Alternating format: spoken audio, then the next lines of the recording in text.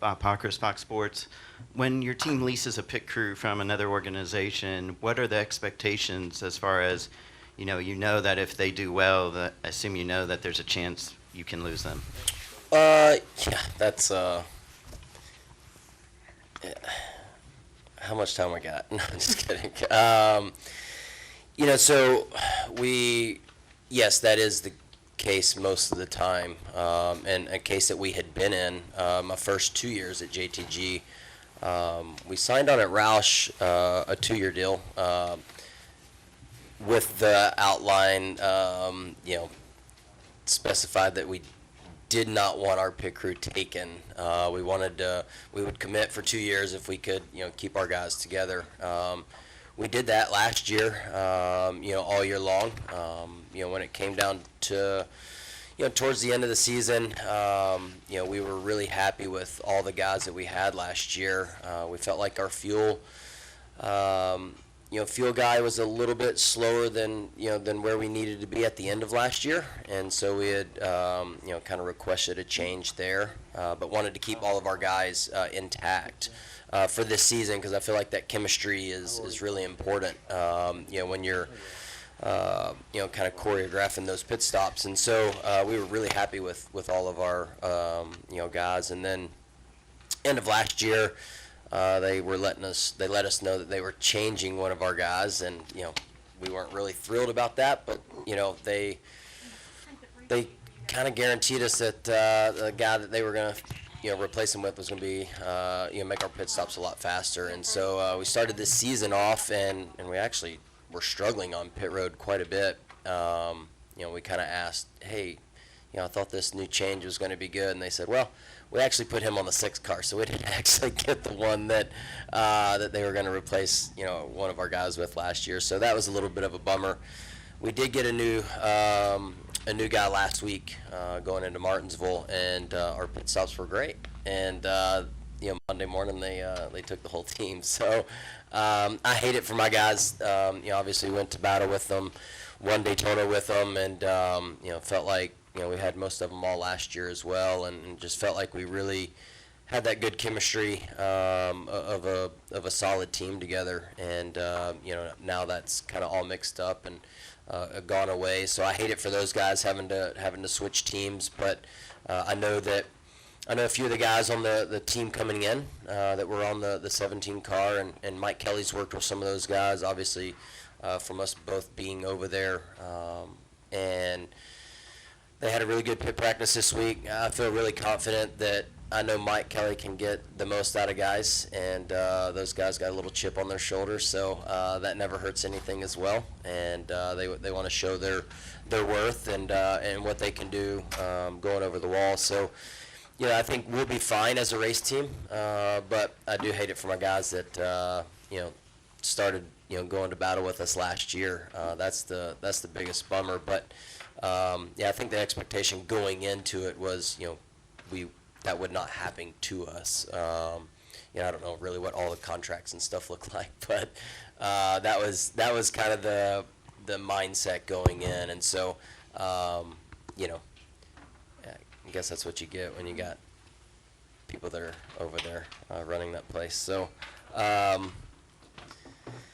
will go to Talladega this weekend, and I think I am not worried about our over-the-wall guys. I know those guys will get it done. Kelly, CrandallRacer.com. Ricky, how did you find out about the pit crew change? I think I had read on NASCAR.com it was an email. I did not receive an email. I think Jen received an email of talking points, but I don't think I followed those. Yeah, it goes through our competition director with Ernie and those guys. So, I get filled in.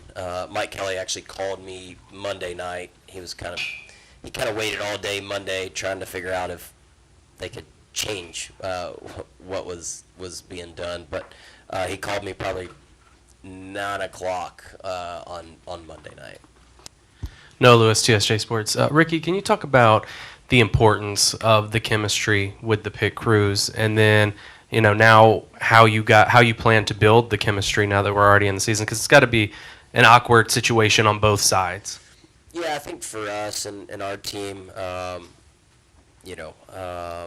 might be a little awkward for our guys that left because I don't think they wanted to leave. So it might be a little worse for them. But I think for our team, like I said, Mike Kelly is one of those guys that can really bring the team together and make sure he gets the most out of everybody in our team and in every position. So the chemistry, luckily those guys.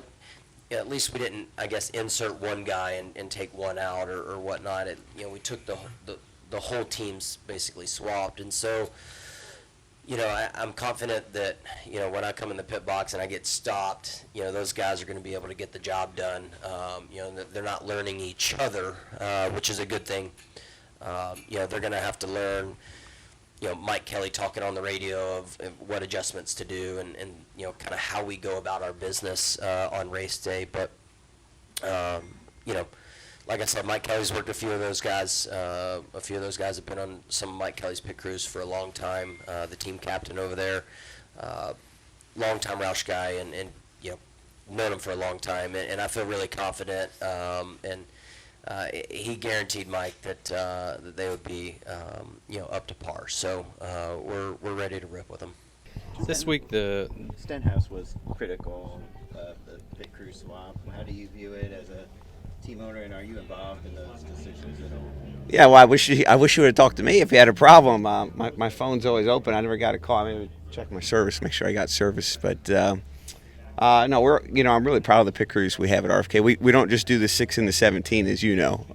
We do the 47 and the 38 as well, which is a super intentional move to add more depth to what we have on pit road and to be able to amortize the costs. And I think over the years we've really provided some really good pit crews for other teams and serves really everybody. To be able to use those resources across multiple teams. But the 47 car, I think we've provided some really great pit crews for them. Obviously winning the Daytona 500 this year, and then the 34 car 2 years ago. So a lot to be proud of. There's some really good people over there, but we're always making adjustments, always trying to get better. We made adjustments with that team to start the year, made adjustments with that team last week, made adjustments with that team this week. So not really sure why it's a story this week, but I guess it is. So we're going to continue to make adjustments to field the best pit crews we can across all 4 teams we have on any given week. And, I think our intentions are sincere in doing that.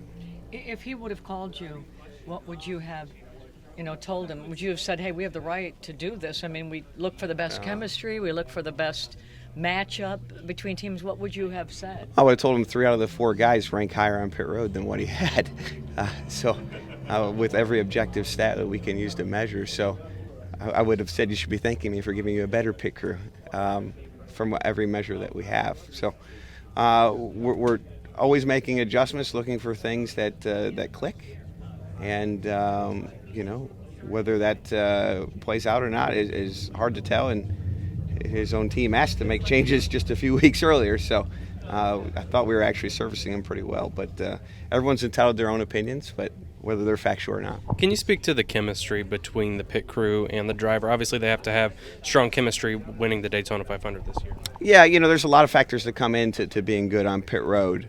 Factors like, not just the talent of the pit crew, but how they come together, how the car's put together, what pit stall you pick, how the driver enters the box. All those things factor into, the overall strength of a team on pit road. And, I think it's a multitude of dynamics like any other team that end up creating the net result.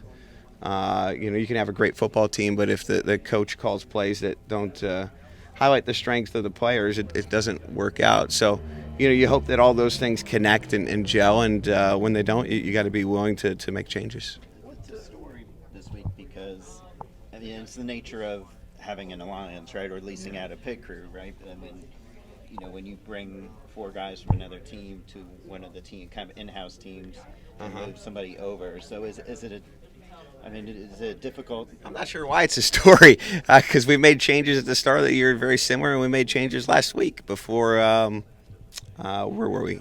Martinsville. Yeah, you made one change. Yeah, so we're always making changes. So We make change. The only team that hasn't had changes this year has been the 6 team. Every one of our other 3 pit crews, we've made changes on a semi-regular basis. You could maybe debate what makes regular or what doesn't, but at least 2 or 3 times this year.